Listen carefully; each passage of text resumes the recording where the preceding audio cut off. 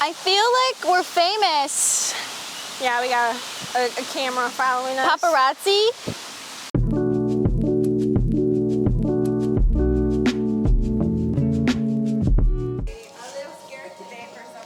Are you scared, huh? You're a big, tall lady. Huh? I'm afraid of my own shadow. You know? Yeah, just sometimes. Some progress. We're making some progress. Yeah. But A lot of, like we talked about, her progress is going to be contingent on how often and how consistent we're going to be with her. So I know it is hard to see her a little bit stressed in the crate and scratch the blankets, but if we're correcting at that point, then we're kind of eliminating the option. And then, like you said, you let her sit there, which is a good thing. I'd like to see that you only let her out when she's completely calm, if you haven't already done that. So if we put her in the crate and we're being like, oh my God, it's been 20 minutes, that's all I can do today, and she's still really restless and scratching, we're just kind of letting her know when she acts like that, she's gonna get out. Yeah. So I would suggest still incorporating about an hour a day of crate time into your routine with her.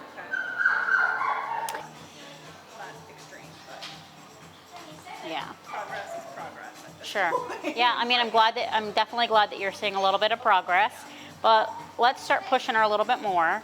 And as you're doing your bed stays, if that's something that's important to you, start to get up, go get something from the kitchen, come back, and have her just be used to seeing you leave her eyesight and then be able to correct and put her back on. At this point, it's very much like holding her accountable. It's not on her end anymore. She just needs to be kind of directed back to what we need her to do. It's the way we're communicating with her. It's all about that. So like when we do have it on, yes, we do see dogs different because we're able to hold them accountable and they kind of know it. So the best you can, come up with a routine, just to be able to get it on her smoothly. And then you mentioned her nails. Is she fighting you a lot on her nail trims? Okay.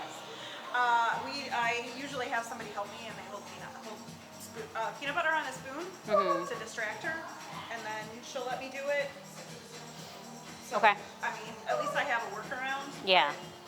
Well, let's start with nails today and see what we're gonna get. So I'm gonna start by just holding her paw and getting her used to little baby steps of turning the Dremel on. My goal today is just, like, I don't know if we'll get them all done, depending on how much she's struggling, but I want to end at a good spot. So I don't want to end when she's in active struggle or really avoiding.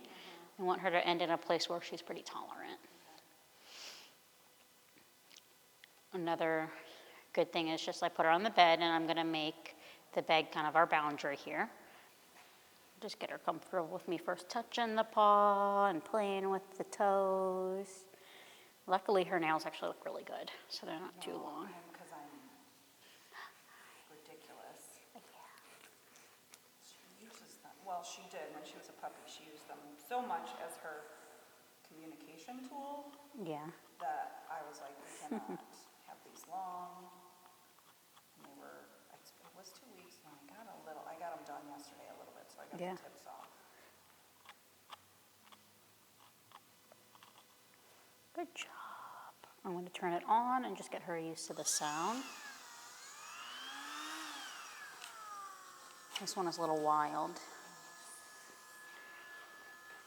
Still going to hold that paw, play with those toes. And if at home she is taking food from you and she's in a spot where she's like really interested, we can also offer food when she meets milestones for the nail trim. Okay. So as I'm holding her paws, I can mark with good and give her a reward. And our only boundary is not leaving the bed. If she were to bite me, I'd maybe consider starting to correct for some of the mouthiness, but I don't think she's going to. She just hates being pulled on.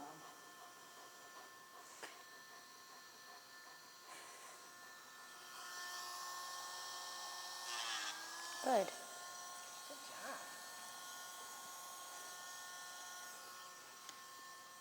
So I'm basically keeping my hand in the same spot and she's creating the tension. So I'm not gonna hold her paw hard, I'm not gonna really grip on, but I wanna have a nice firm grip that she's not able to just pull her paw away and be done with the nail trim.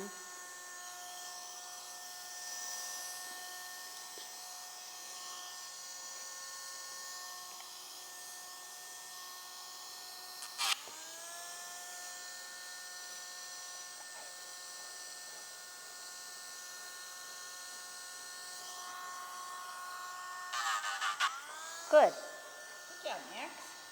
And not that using peanut butter is wrong by any means. Like, we can still use that. But I don't want to be in the habit of distracting her for her to listen. Okay.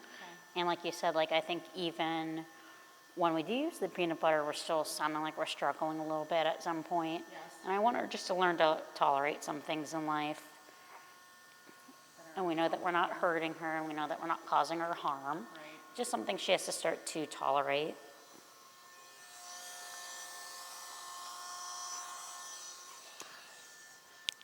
I got Ruby to do it.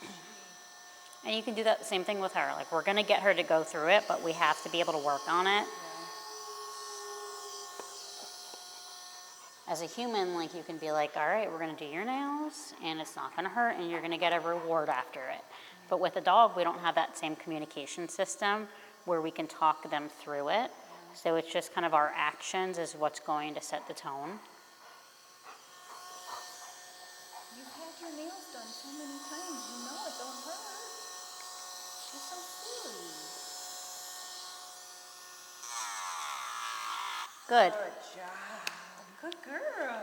And we'll do short little bursts at first just to get her comfortable with it. It's all just kind of patience and persistence with these things.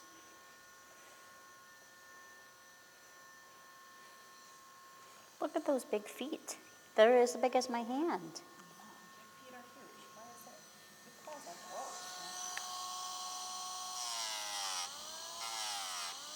Did you find a snack? Yeah, I did. I finally ate it. She said, this tastes silly. Is that actually a treat? It is. She likes to really like get the flavor. She said this has a hint of chicken. Especially when it's something new. Oh. Treat distracted you, huh?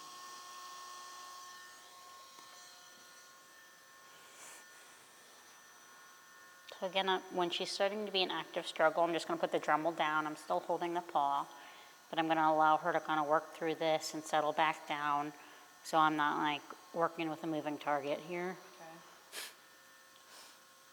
What are you doing? That was silly. Did you do a slow lick? She did her slow lick.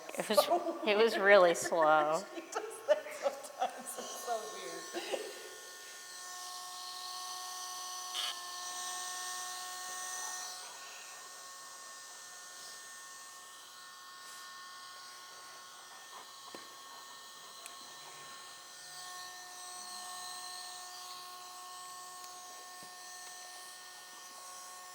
No.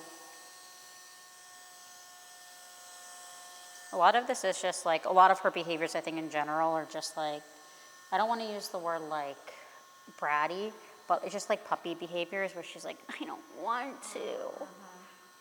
And then we start to see the energy shifting to the biting of the leash or the scratching of the kennel.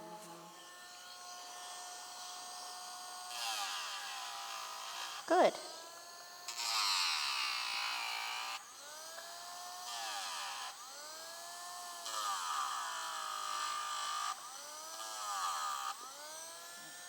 She did good until she looked. It's like getting a shot, like when you're a kid. And you go to the doctor and you see the lollipops and stuff. Good girl, Maxie.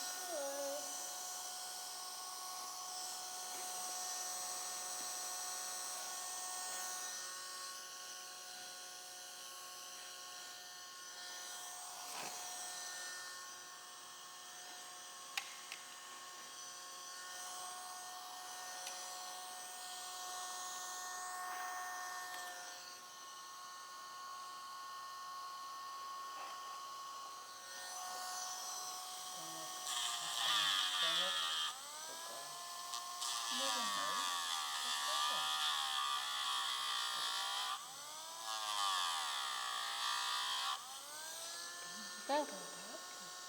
Very good puppy. Job. Now I'm going to move to her second paw and the same thing.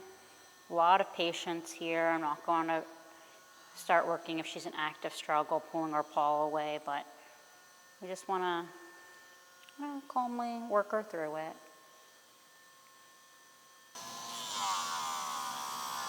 Good job. So this is the kind of response I'm looking for. It's just tolerance. We know that we're not, like you said, we know we're not hurting her. We just want her to feel okay with it and be accepting of it.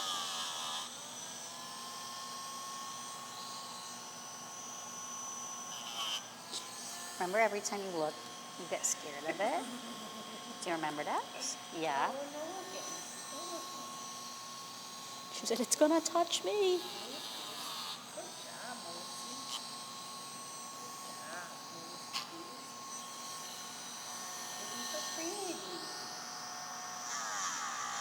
No, I'm just gonna have to paint your nails. That's the next step, a little doggy manicure. I could see her with like a red set. Put some color street on, then we don't have to wait for it to dry.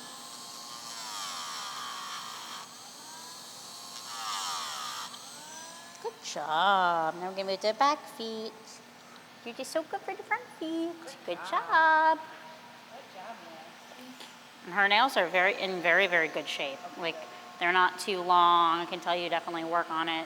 Just the last piece is getting her to be a little bit more compliant.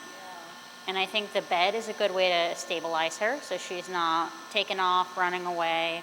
And then we also have the leash on, so we're able to kind of keep her in our space.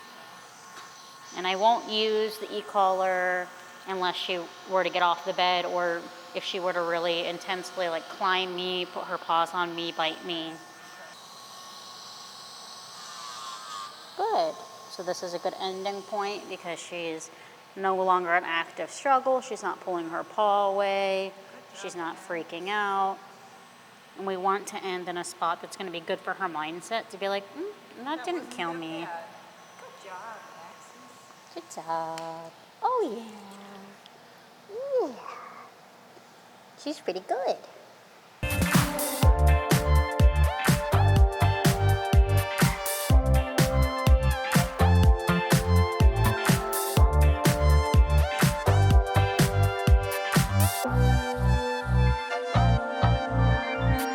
Hi guys! Hold on, I gotta get my microphone. Welcome to our vlog. I forgot you could hear. Hi guys, this is Senni from Miracle Canine. I'm here with Winky Poo and Maisie and Jada, and we're going for our little daily walks. Let's go! Can't they just hear you if you just talk with it on your shirt? You have the microphone. Okay. My hair is so crazy today. Whoa! What should we talk about? Amazing No. grace, how sweet Jada likes to the sing. sound. Well, it's hot as shit. I'm I've just, been sweating my booty off. yeah. Today's been a good day, but Kind of going pretty fast. yeah. Very productive.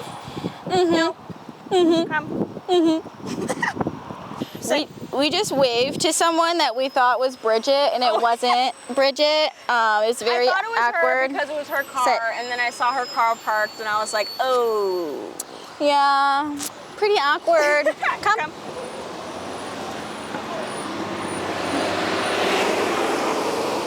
No. Come. I'm trying to lay in the middle of the street. Hey, boopy.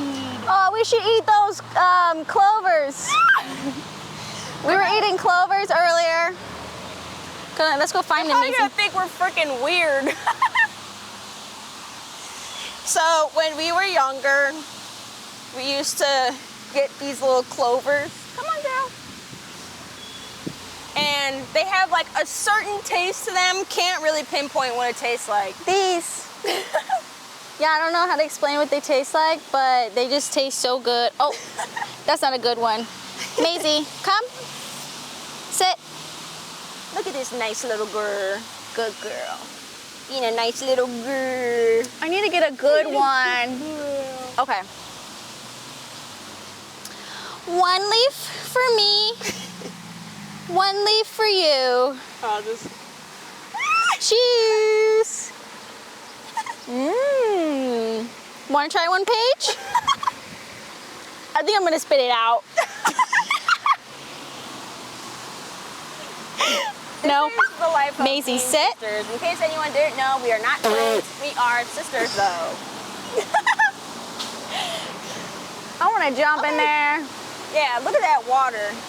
It is currently 81 degrees. I really want to go in there. All right, let's get this show on the road. I feel like we're famous. Yeah, we got a camera following us. Paparazzi. But let me just talk about Wink and how she started and everything. First of all, she's like 5 months. No, come. And she used to be walking all crazy, all over the place, tripping me and everything. Now look at her. She's a nice, educated young lady who's gonna grow and be a good girl. A good girlie. Maisie's And how about doing really good Maisie? thing, Yeah. too. She used to be super reactive on leash. Got a couple videos on the Instagram of her. I never thought I'd be able to walk her, but look at her now. Wink right behind us. She don't care. Maisie girl. Yeah, I'm going on my break, eat some food. Fine. Leave me alone. I'm Hungarian. Me too. Me, beady beep, beady beep, beady beep, beep beep beep, beep beep. We walked in from that last walk, and that song is just like blaring. It's like, lean with it, drop with it, stop, or whatever that song is. And then the client was just like, Talking about her dog. yeah. Yeah, I love Great Dane puppies. Oh, Great that's, Dane puppies are so freaking cute. I want a Great Dane. I do too. Just so I could just like walk in a neighborhood and then everyone be like, oh, I ain't gonna mess with her. It probably would draw more attention. Yeah. They'd be like, you walking that Yeah, dog like or that when I dog had- walking you? When I had Dill and I would go to Edgewater, everyone would move out of my way and I was like, yeah. Yeah, but Great Danes are known to be like a gentle giant. He's a Dojo Argentino, so they're probably like, Yeah. I saw you. Jump with it, lean with it, rock with it, snap with it. All my ladies, beep. Bounce with it, drop with it, lean with it, rock with it, snap with it. All my ladies, pop your backs with it. I think that's what they say. And bounce with it, drop with it, lean with it. Lean with it, rock with it, snap with it. Hey guys, it's Bridget with Miracle Canine, and we're joined today with Tucker, who is one of Seamus's board and trains. Seamus is on vacation this week, so I'll be kind of taking over some of his dogs, Tucker being one of them. And it's pretty interesting, good, as I'm getting to work with him a little bit before his sent home lesson, how adaptable he's becoming to a different handler.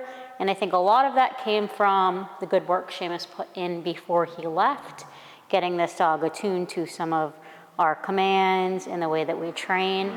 So as it was being transferred over to me, it's very easy. We're following the same formula, and the dog is not left confused or uncertain of this new handler, and he's coming along really nice here. Good. Okay. Bed. So one of the reasons I think that our training works so well is it's very easily transferable from handler or trainer to handler to multiple different people in the house. Once the dog reaches a certain point of training, and by Tucker's 4th week, he has definitely reached that where the owners are going to be able to come in and give him these commands. I'm able to come and give him these commands without us having a super solid relationship, because Seamus had taken the time to properly teach him everything and get him comfortable and confident through working some of these commands. And as you can see here, he's doing pretty well. Tucker, come. Down. Good. So Tucker deals with some resource guarding, and he has nipped at people before for being on his property and coming over to his owners. So another great thing that we're doing here is generalizing the training to a new person, getting him working with me, and we'll be able to safely get his owners to work him around people in a really productive manner. Good.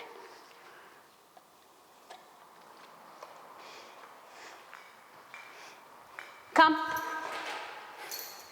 Down. Good. And once his owners get on top of his training and they've given him some time to relax into the new setting and they're changing the rules up a little bit on him, we're hoping not to see the before Tucker, but we're gonna instruct them to get him around some people and have that control over him. So if they do have a guest over or somebody is kind of surprising them, that we're not having that dangerous reaction, and the humans can really control the situation and give Tucker the best opportunity to be safely around people and be able to tolerate it without him feeling like he needs to defend his property, without him feeling like he needs to nip or bite at people to create space.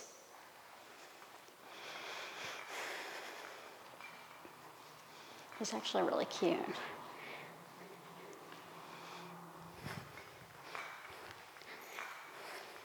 Oh, hello. Good. Okay.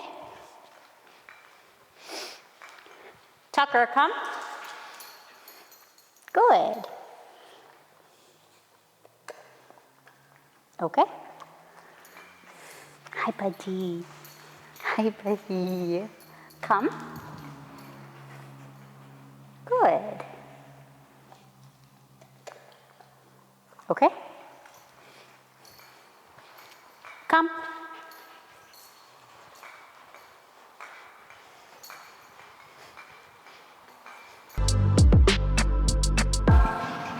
So right now we're just working some downs in a new location. There's a little bit going on right now. And I think part of the reason dogs bite or show aggression towards people is out of fear. So as we're working him through a little bit of sound here, at first he was a little bit nervous. It was hard for him to focus. So we're working him past that initial uncertainty around the new object. And when we're working dogs that have had issues with other people, it's really important that they know that we're in full control. We're not going to let anybody hurt them. We're not going to let anybody approach them. So he can feel safe and confident, and I can feel like I'm directing him in the proper way. Okay. Come on, buddy. Down. Good. Dogs taking direction amongst a little bit of stress is really important, because naturally in our environment it can't always be cultivated to be completely stress-free. So why it's important to get the basics down without distraction. It's also really important to make sure we can proof our commands to things that are a little bit more high stress, dogs are a little bit uncertain of, and get him listening in all kinds of scenarios, because that's going to be most realistic in his life with his owners. Okay? Down. Why we also want him to know what commands we're asking, I also want to see the confidence come out, which we're seeing now. Okay? Come on, buddy. Down. Where he's really sure of what I'm asking him to do. At first, as he was battling, listening to the boat engine going off and the people's voices, you could see he's a little uncertain. His attention's being divided. Good. But now we're getting him through those listening ears back on. Okay? Come on. Tucker down. Good. Okay? Down. Good.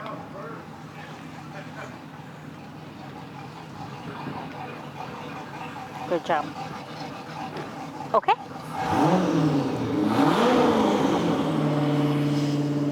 Tucker down.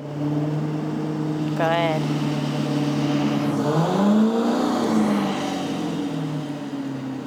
Okay. Come on, buddy. Down. Good.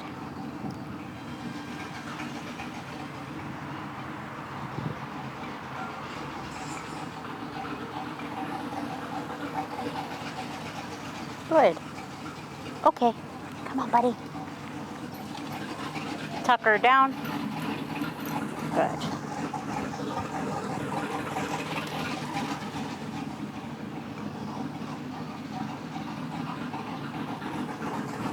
Okay. Good job, bud.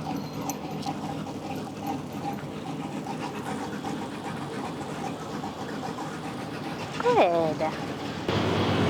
Down.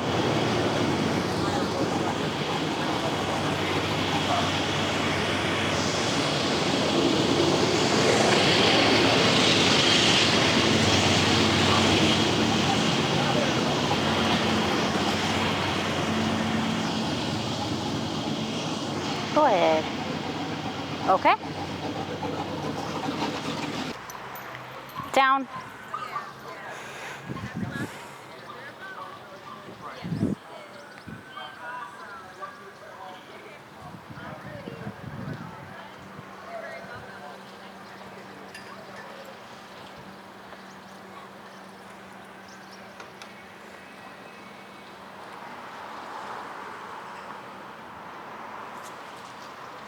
Okay.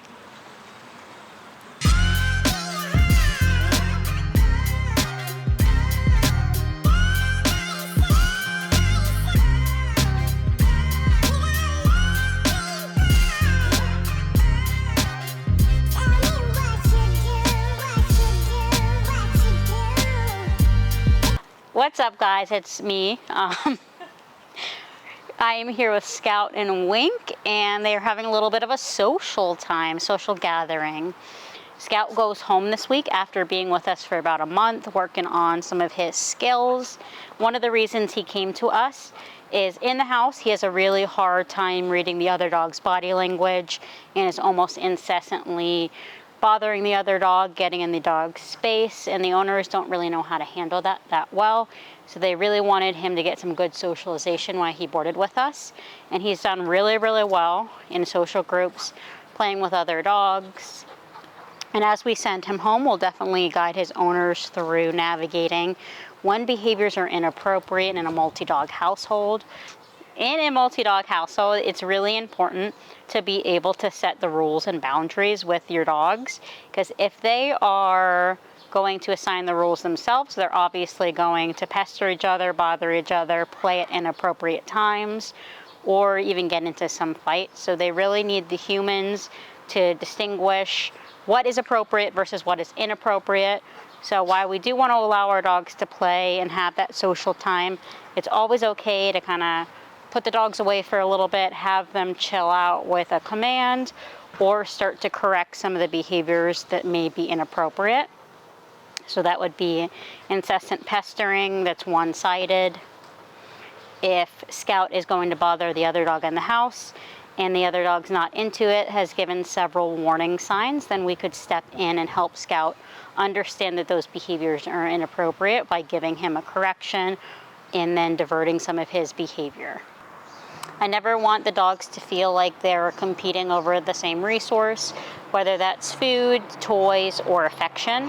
So as we're introducing dogs in a healthy household, we want to limit how much we're giving them together and individualize playtime, affection time, and food time as individuals, so we can really help the dogs thrive and not create competition with things that don't need to be an issue.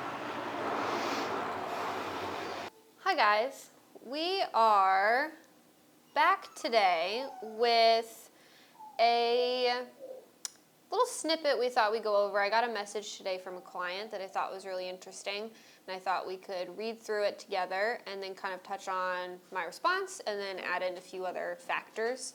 So I'll just read it to start out and then we'll kind of go from there. So let's see.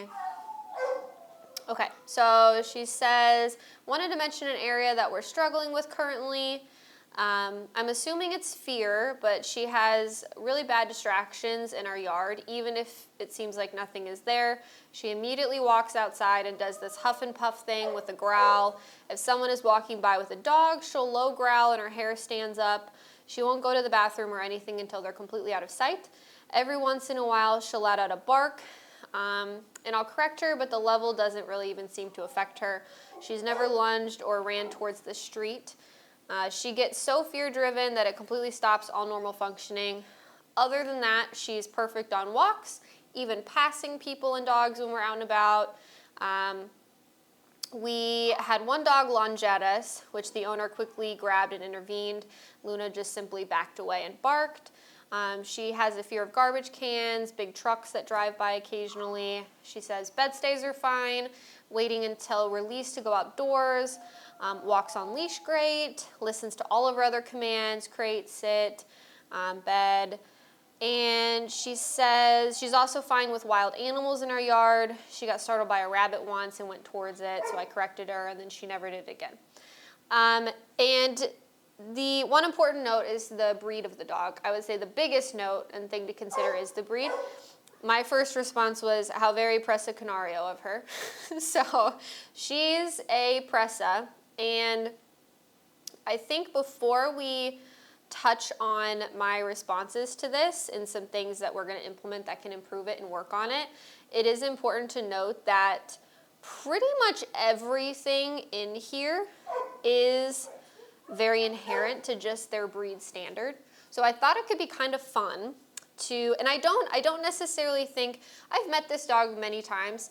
I didn't work with her directly on her training. I've kind of inherited her, but she does have a little bit of fear to her, but it doesn't strike me as necessarily like an overall fear. It's more so just the like aloof, suspicious type personality, which is again very, very inherent to that breed in general. So I thought it would be kind of fun for us to cross-reference with their actual like temperament breed standards from the AKC.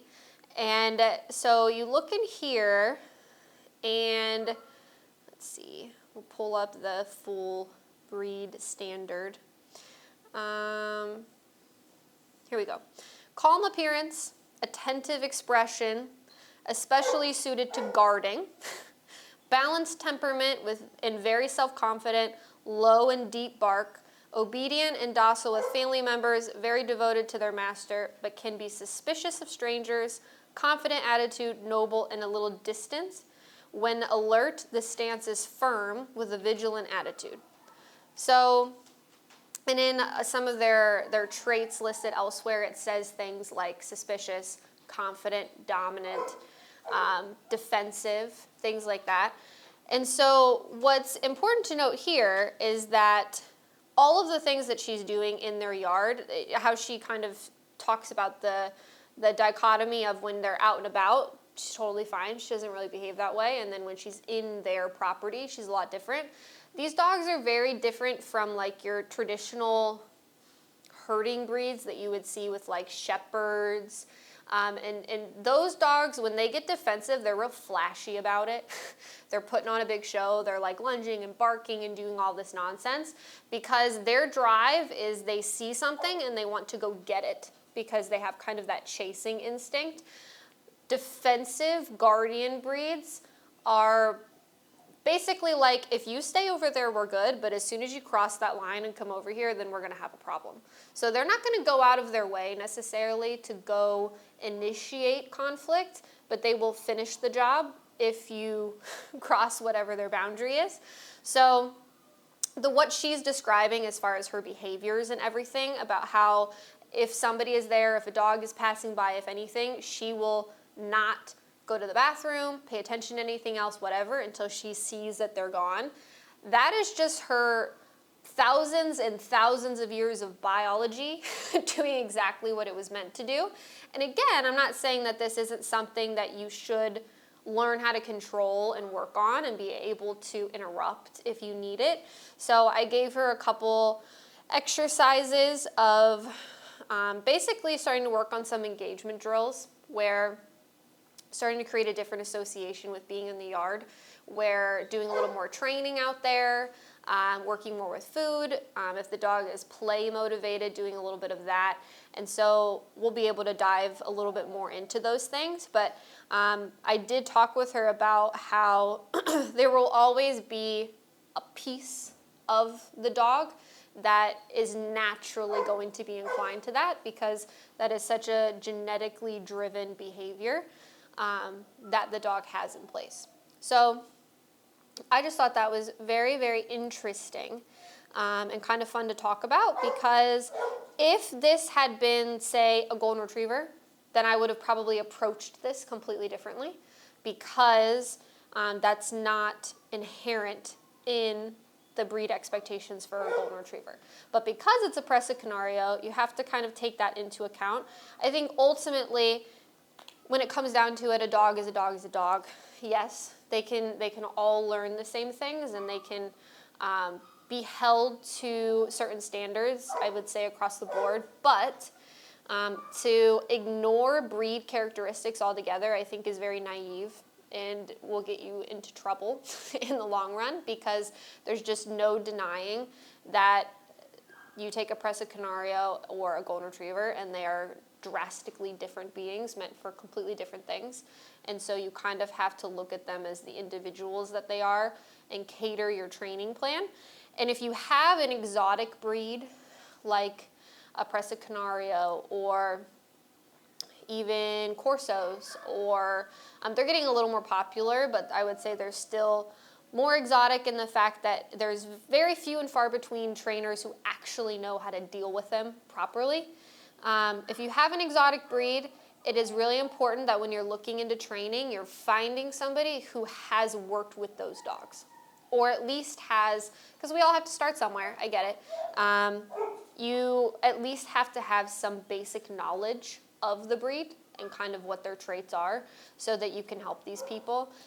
And as a consumer and a dog owner, you have to really be knowledgeable of the dog you're getting, and knowing that their traits are going to live and vibe well with your lifestyle, because there are some things about dogs that you'll just never be able to change, especially dogs that have aggression bred into them.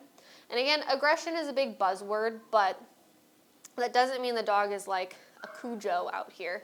It just means that there are breeds that we as humans have bred and designed them to use aggression to our advantage for things.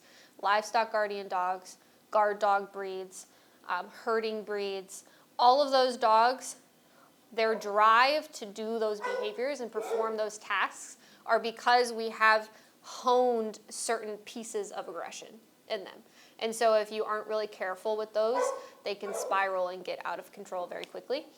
And this owner is a fantastic owner. She knows exactly what she's doing with this dog, and she has done all of her research before getting it. So I have no concern with that whatsoever. She's been amazing to work with. And I think that her message I think that just reframing it from originally, I think what she saw was more of a fear behavior, and helping her reframe it and view it as more of just her dog doing what she thinks she's supposed to do in those scenarios might help her in her approach to change it at that point, or at least be able to control it and manage it a little bit better. But yeah, there's our breed talk for today. The Presa Canario. Very, very fun, interesting, fascinating dog if you do your own research on them as well. Very old dog breed. They've been around for a very long time. They actually almost went extinct at one point because they were utilized a lot for dog fighting. So they almost were completely eradicated, unfortunately, due to that. And then there was a group of very amazing, responsible, ethical breeders that kind of brought the breed back to life through that. But yeah, thanks for joining us today. Maybe we'll do this again sometime. Bye. Miss Ivy! She said you already know me. Hello, sweet nugget. Oh my gosh. I'm Michelle. Nice to meet you. Marissa, right? Yes, my mom's gonna come today too. Just Okay. watch. She watches her when I'm at work. That's She has all the fine. food and stuff she's ready. Oh, Miss Ma'am, you are the cutest. People are gonna love you, Ivy. Oh, you found the treat pouch already. How old is she now? I think she's. So I had her at 8 weeks. She must be like 13 or 14. Okay, that tracks. Math probably, but Oh my gosh, she's so cute. And you have one other dog at home, correct? An older lab? yeah. Okay. She's terrible. My mom, I know she's gonna ask you a question about her, like if she should come train, but she's 11, so I don't even know if it's worth it. They're never too old. Like after I filled all this paperwork, not that she's aggressive. Yeah. She's starting to do this thing now where she's asleep, and if you try to touch her, like I literally took a video of it. 'Cause I was like, Yeah, no, I would like to see it. Ooh, a cranky sleeper. So Okay. we tried to like touch her, and Sure. like she was like awake kind of, but then and she didn't lunge at me to bite me. But I was like, oh my gosh. So and then my mom said she did the same thing to her. And Okay. then the only other time she's growled and snarled her mouth like that was I guess at the vet. Yeah, that's interesting. And does she, I thought I read on there that you've seen like mild resource guarding between the two dogs Yes. with stuff? So Okay. there was one time I think that I put like a little thing down for her to get like food out of, like a little octopus that you put the treats Yeah, in. like a And slow Leah, feeder puzzle. Came over and just took over, and then I Got think it. she finally tried to go back, and then I think that's where they Got a little did not get tussle along there, type 'cause thing. Leah is very food driven. Like that is the only thing. She doesn't care what's going on. She's gonna jump on the counter. She's gonna How get the lab food of her. off it. Yeah. But No, and it sounds like there's probably some propensity for resource guarding there with how she behaves when she's like laying down. That's probably her guarding some of her space and stuff. And then if you're seeing it manifest a little bit, like at the instance at the vet, and then with the other dogs. So we'll go over some guidelines for that to make sure that we don't run into any more issues there and kind of stop it before it gets too extreme. Ivy, come here. Hello, ma'am. Are you too busy sniffing around? Yeah, there's so much to explore. Yeah. So with the walking and some of the leash communication, good job. We're just gonna start to reward her staying with us. So really basic walking drill. So if I walk, I'd like her to come to me, good. And when she does, I'll say good, and we'll give her a little reward here. If I move, I'd like her to come to me. And if she needs a little bit of help, we can give some leash pressure. Good.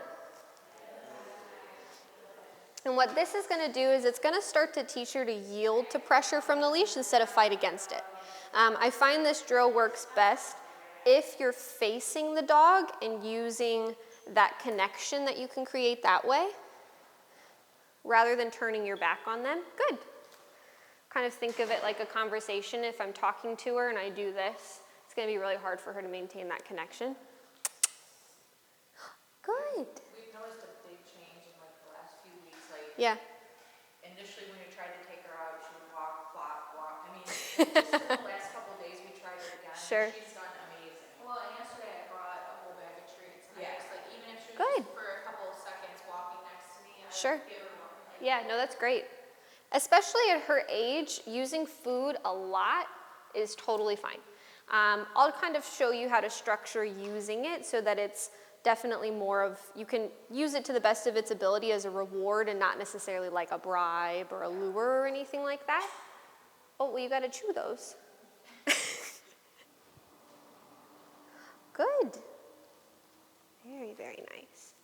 With young dogs, one of the best things that you can do for them when you have them out and about in public is to really limit, if at all, allowing people to interact with them and other dogs to interact with them. Good. Because when you take her out, one, it just starts to create, it can be dangerous, you know, for one aspect of it, especially with brand new dogs that we don't know their temperaments, anything like that. It can also just start to create some bad habits for her, where when you take her out, she's gonna get conditioned to like interacting with everything but you. And of course, people that see a dog like this, they're gonna go, oh my gosh, a puppy, and they're gonna make it this huge party. And so she's naturally gonna have way more fun with a stranger than she would ever have with you in that environment. Come here, Ivy. Good. So would you suggest like not taking her out to walk with our other dog for I would take her out, and honestly, at this age, this is like the perfect age and the most vital age. Good, to do a lot of exposure work where you take her to a park and you do this type of walking drill with food in a certain area of the park and just don't let her interact with any people or dogs. Take her to another environment, do it in the front yard, in the house, all those different places, because we want her experiencing all of that activity in high distraction, but we want her to be able to process it in a very calm, neutral, relaxed type of way. So if someone's like, should we just Good. pick her up if there's other dogs? Or Just avoid. I wouldn't go anywhere that's off leash.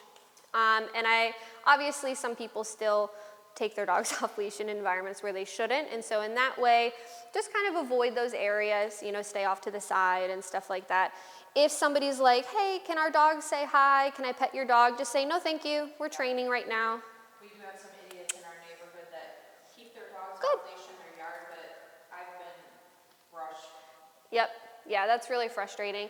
And there's certain things that you can work on or take with you, I should say, in those interactions where you can deter the dogs. In those types of situations, it's really, you have every right to protect your dog and yourself by whatever means you need to. So generally, I always walk with something called a pet corrector, which is like a can of compressed air, makes a really loud hissing noise. And when a dog is rushing at you, if you spray that at them, it usually deters them quite well, kind of scares them off. Spray it at the owners. Wouldn't that be I nice? feel like it's more them than the dog. Well, sure. Good. Good job, Ivy. Very nice. Very good. The whole goal at this age is to take her around exciting things and be more exciting.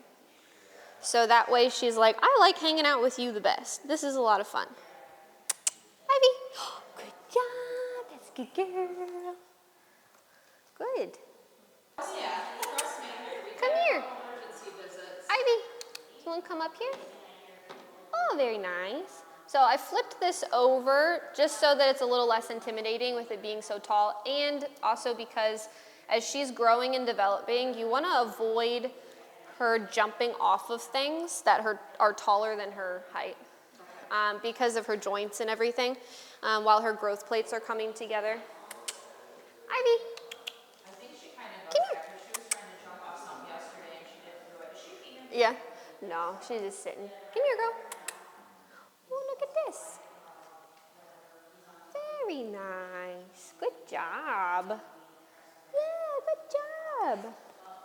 So at her age, being around, you said around 12 weeks-ish?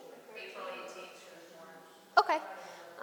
So at this point, obedience and stuff, we're certainly going to address it and work on it, and ultimately we'll be doing all the off-leash training and all that kind of stuff.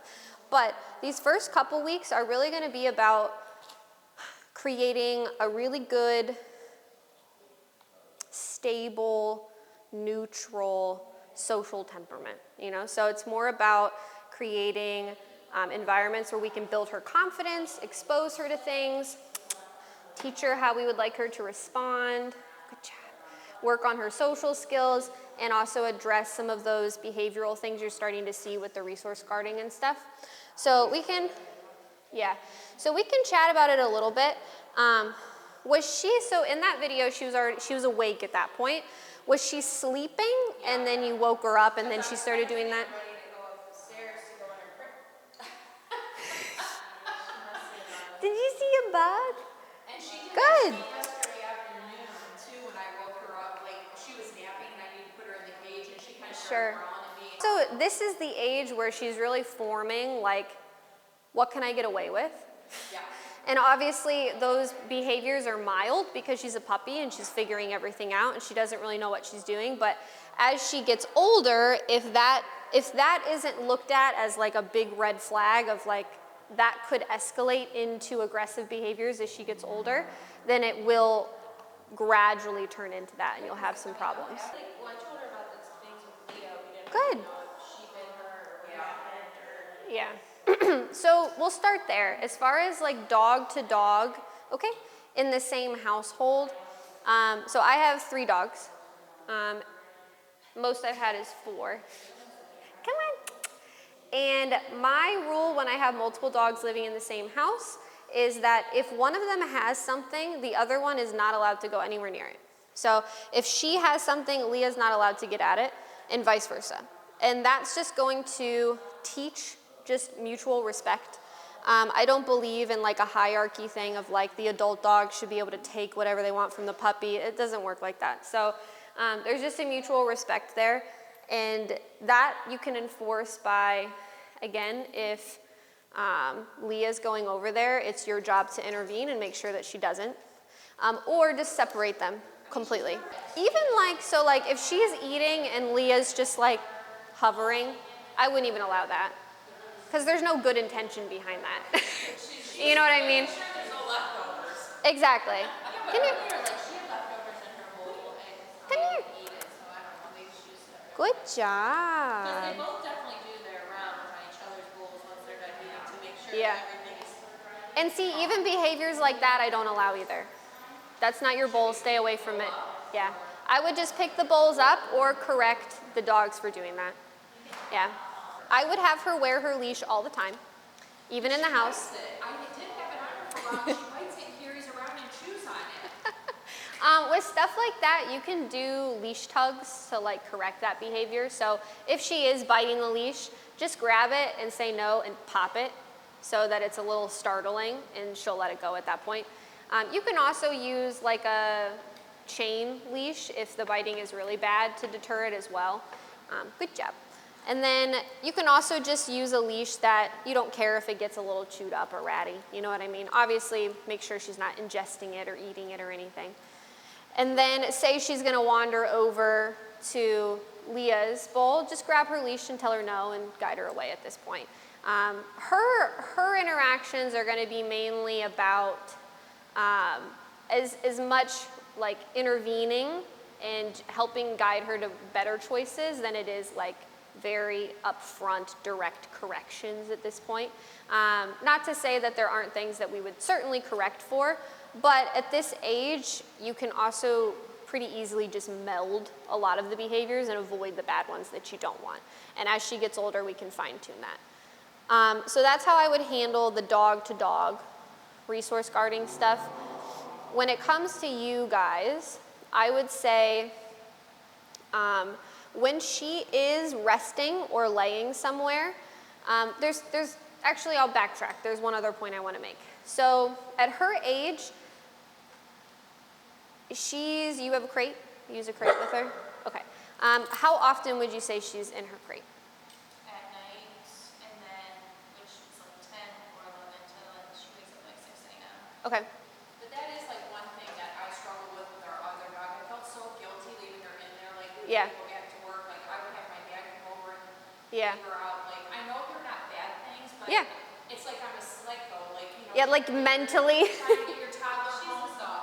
Yeah. Trying to get your toddler home before they go to sleep, and Sure. I just have these visions of her, like I don't know. I just feel like it's bad for her to be locked up for long periods of time because then she's gonna be crazy. You know what I mean? But If anything, it's actually better, and I'll explain to you why. So my philosophy with puppies in the crate is that the default is they're in the crate, and if they're not in the crate, you have to give me a really good reason why.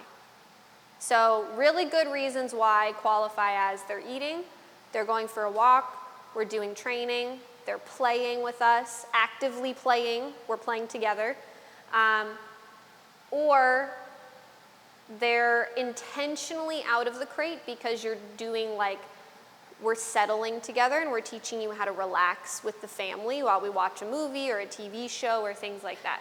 If you are not directly interacting with your dog for an intentional purpose, they should not be loose. Because at this age, there's no productivity in that whatsoever. It just sets them up to have way too much freedom too fast. And that can start to compound on the behaviors you're starting to see where she's getting a little bit too big for her britches at times. And a lot of her aggression that you're seeing when she's sleeping, she might just be overexhausted, overstimulated, and be like, I'm done, everyone leave me alone. And that could very well be just because she doesn't feel like she has somewhere that she can just get away and decompress. Puppies at her age, they sleep like 20 hours a day. Especially when I'm at work all day and I come home and then she's like resting. But Good. I mean, like I said, I'm gonna be like, she is so cute, but I just want to like get down next to her and Yeah. like, mess with her. Like I always seem to be like entertaining her, or here's a bone, you know what I mean? Well, and part of that is, think of like the iPad kid phenomenon where they don't know how to just be, right? They're always like, what's the next video? What's the next video? What's the next thing? So like with dogs, we can unintentionally do that too, where if they're just loose in the house and we're trying to do dishes or laundry or do something else, that gives them, because we're not paying attention to them and they get bored, either they get into stuff that we don't want and they have bad opportunities to do that because they're not managed well, or they start coming up to you and biting at you and barking at you and jumping at you because they want attention, and then we're left in the reactive defense position of now I have to give in to them getting attention from me, which puts them in a position of power, right? So then that teaches her that she can kind of push you around and bully you and do all those things. I follow that set of rules with my dogs until they are fully verbally trained off leash, even in my house. So like my youngest dog is a Chihuahua and he's 2. Come here, Ivy. He's 2 and he's just now at his point, I'd say it was probably a year and a half, good, where he started having consistent free roam of the house. Okay, because up until that age, I wanted to make sure that I was pushing him through any weird maturing phases where he might have a potty training regression, he might have a regression where he wants to start chewing stuff all of a sudden, you just never really know. It's better to overdo that stuff than underdo it. Because then I thought the other thing with potty, that was my other question. Is it bad that she's sleeping in the kennel with her in her room? Not necessarily. I do think that At some point. it's probably best to at some point put her out away from you guys while she's sleeping. I think that just, like my puppies usually start in a completely different room right off the bat for overnight sleeping because I just want to rip the Band-Aid off and let them get independent. You can definitely have codependency on dogs. So you want to actively make sure that Ivy is getting alone time, doing a lot of things without Leah. So that there's a lot of things that using an adult dog for with a puppy can be super valuable, but you don't want them to get their source of security and confidence from being with the other dog all the time. So like with my puppy, with my 2 older dogs, I used them a lot for situations where I wanted him to model their behaviors. Now they're obviously very well trained, so that was part of the piece of that, but there were also times where I wanted to take him somewhere by himself and show him that like you don't need the other dogs with you to feel confident and do that. You know, so he's a very confident little guy at this point and he doesn't need them around. When she came home, she thought that was her mom because she was like the same color. She was like trying to suck, going Yeah. after her, trying to find her milk or something. And Yeah. she really, you can see she looks at her like, I just want to be your friend, and Leah's like, you know. Yeah, well, and what I've seen a lot of times too that's fascinating is that if you have a situation where you have an older dog who naturally kind of takes the lead, which it sounds like Leah does a little bit, and then you have a younger dog, things can be seemingly great, and then when the older dog passes away, the younger dog spirals and gets a lot of behavioral issues and all this stuff because what we didn't recognize was that the older dog was the one keeping that dog under control. You know what I mean? And instead of the younger dog learning to respect and have a relationship with the human on an individual level, it was just the other dog that they cared about. And now that that source of leadership is gone and there's like a vacuum there, the younger dogs have a really hard time adjusting. So it's definitely important to obviously put all of these things in place that we're gonna go over for her sake.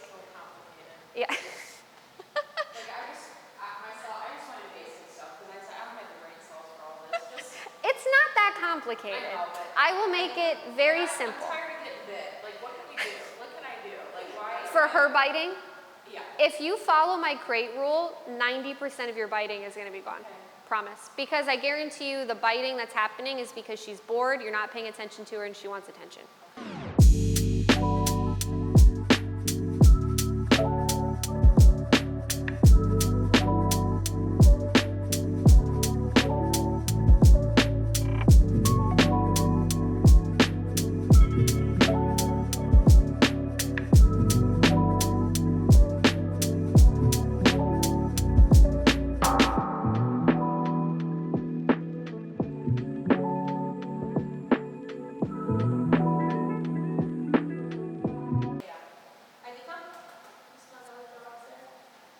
And now follow up with the leash tug. Yep. Very good. At this age, it's super important that once you start something, you follow through and you finish it. So it's like if we've decided we want her to come over to you away from that pole, as soon as we start that, we have to make sure we complete it. I always feel bad, like, pulling her, because I don't want her to be, like, upside down, like, and dragging her. Well, you don't have to do anything extreme, but make it known to her that, like, this is something that I want to accomplish and we're going to do it. So with the with the issues that you had with her sleeping and stuff, like I said, I think that doing the crate routine that we're going to start doing will probably mitigate most of those issues. You can also let me know if after implementing that crate stuff this week, you see it in other contexts, and then I'll show you some drills that we can do with her. Really, the drills that we would do is like, and you can even do, if she has something high value like that, can I see the bag of the treats, not the food, but the treats out of there? This will be perfect.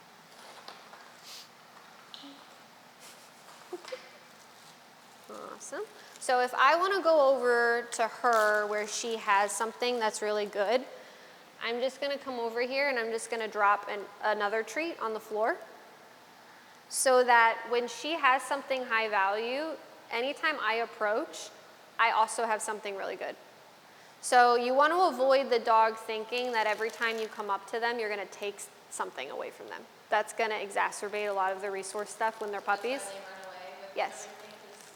Yes. I thought she just knew when I suppose she knows when it's something that she shouldn't have though. Well, they understand that there's a fun game in that. Once they do it like once or twice, they're like, oh, this is so much fun, because then you chase them, and then you yell at them, and then it's like this really fun high energy exchange going on. Yes. Yeah, so if she, honestly, again, restructuring your day the way we talked about, she shouldn't have the ability to get stuff she shouldn't have, you know? So at this point, like at this age, my first and foremost favorite technique for teaching a dog what they can and cannot chew is just never allowing them to chew anything that they're not allowed to. Just completely removing the option. And that sounds impossible, but if you structure their day like we talked about, it's really not. Because the only time that she's out doing things is when you're out intentionally doing stuff with her. So you have a lot more control over her behaviors at that point. But if she does get something she shouldn't have, you cannot make a big deal about it. Because then she's going to learn that, like, oh, this is fun. It gets a rise out of them. You just want to really restrict their freedom at this point. So even like when she has this, like doing stuff like this where I'm here, I give her a piece of food, I pick it up, I take it, I immediately give it back to her, let her have it. Little drills like that where it's like me interacting with your food is only benefiting you. It's only giving you good things. I would only do this with like high value treats or chews that she can't finish in one sitting. So like with her actual bowl of kibble, I wouldn't be like putting my hands in her food or taking the bowl away necessarily. But if while she's eating, you want to walk by and toss a couple treats into her bowl so that people coming by her when she's eating, she doesn't get on guard. She's like, oh, that just means that I get something fun added, then that's fine too. So that way, like my Chihuahua, he is a really possessive dog, and when he was young, he exhibited some of the same stuff that she has, and I did all of these same things, and I haven't had any issues with him. So doing techniques like this can really mitigate some of that possessiveness up front.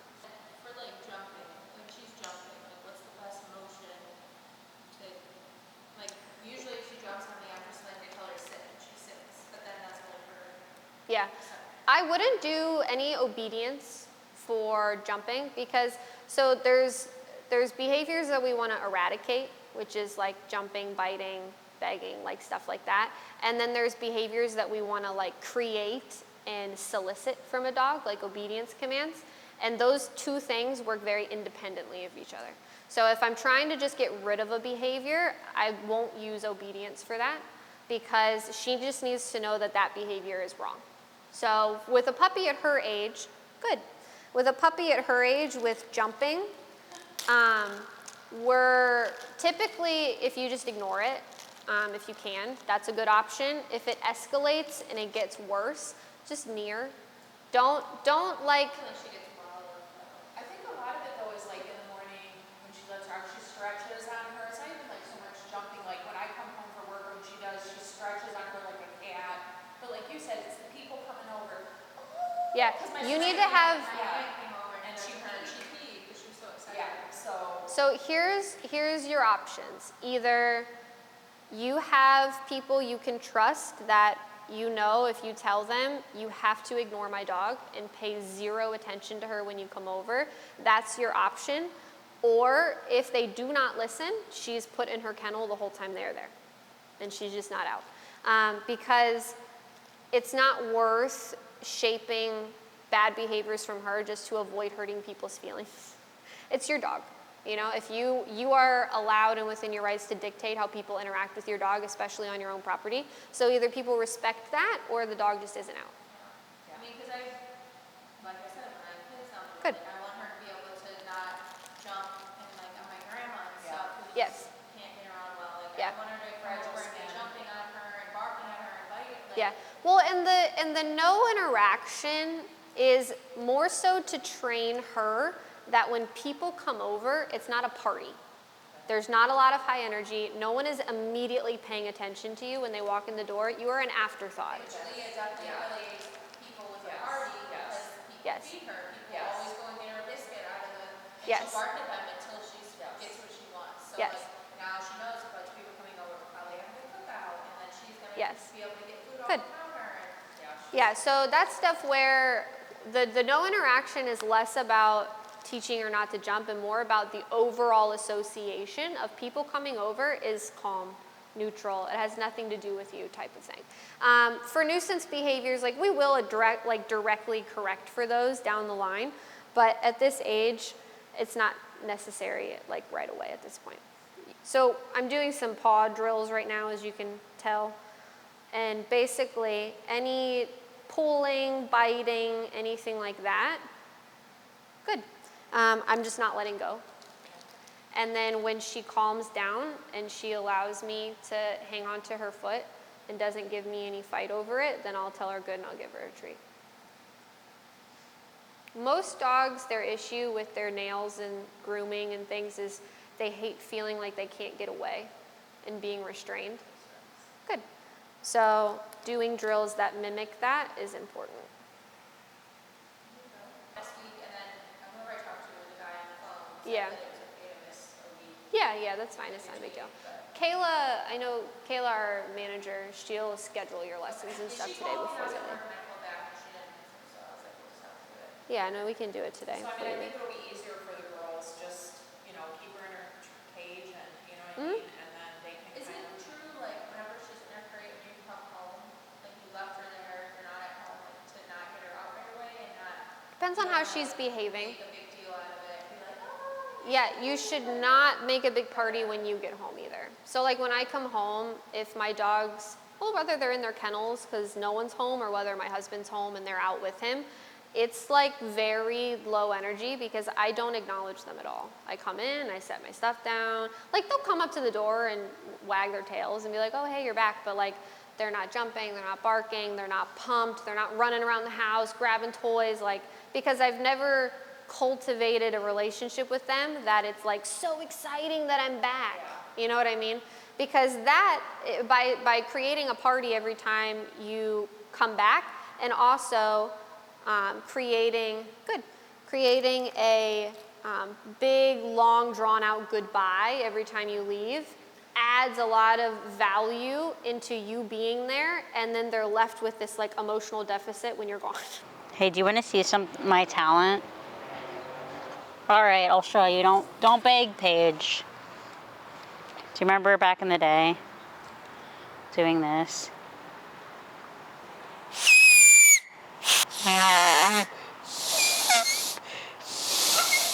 It was a big crowd pleaser at if you were waiting in line.